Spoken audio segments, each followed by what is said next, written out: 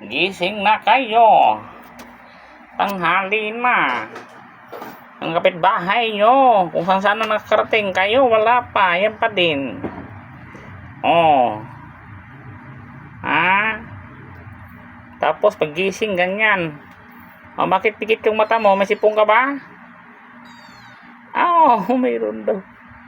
Kawawa ka naman. Bumili ka ng Newsip sa tindahan. Di pa tulog-tulog, ha? Hoy, Orange. Orange. Orange. O, ikaw, saan ka naman? Popopsi ka siguro, no? Popopsi ka. Wiwiwi. Sabi ko na eh. Ano ba? Anong plano mo sa buhay? Oy, saan ka pupunta? Saan ka pupunta?